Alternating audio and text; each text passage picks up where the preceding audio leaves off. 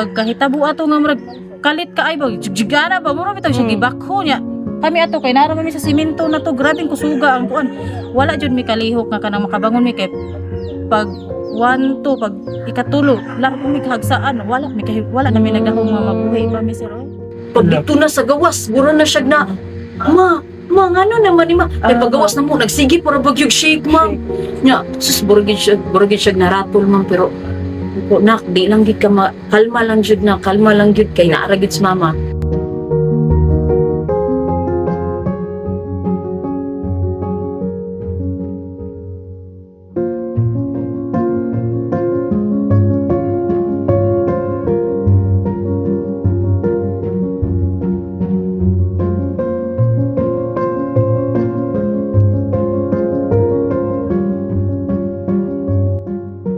Na-experience na mo sir ang kalisod sa tanan, nakita sad namo ang mga kalisod sa mga silingan. Naka-experience mig Yolanda, so nagpasko mig balay-balay, karon na sa naka-experience mig linog, gibagyo.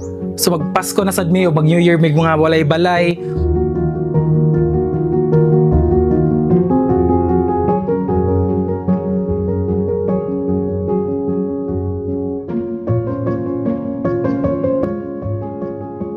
Today ko magpasalamat ug dako sa mga nitabang diri sa mua.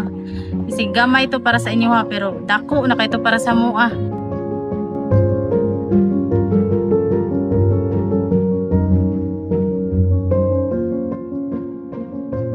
Pero ang naagid sa akong una-una ha, kana ang kinahanglan akong paliton ani ang mga materialis gid sa balay kay kana ang akong mga anak diri sa gawas di ra ba gid safety mang bugnaw kaayo sa gawas mag-tent lang mi.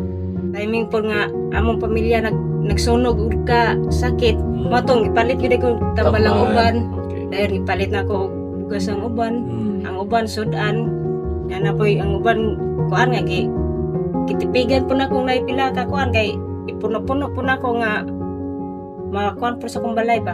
Vitamins, tapos maintenance na ko tambal sa kong bubak o ipuno gina ko balik puhunan sa kong tindahan kay nahurot jud pag linog. Daghan jud kay salamat. God bless ninyo.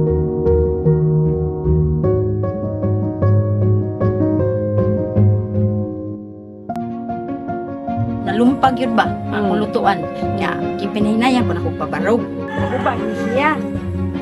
Dili niya ang nagtrabaho ni ang pakyawan na kuan.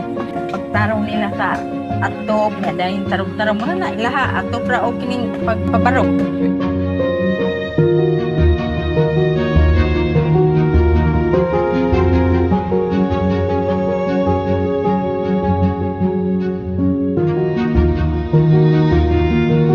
Dako na jud kaayong tabang kana ang sa pagkakaroon na nakuan jud nako na safety jud nako ang mga anak na kuan jud na proteksyonan jud nako sila.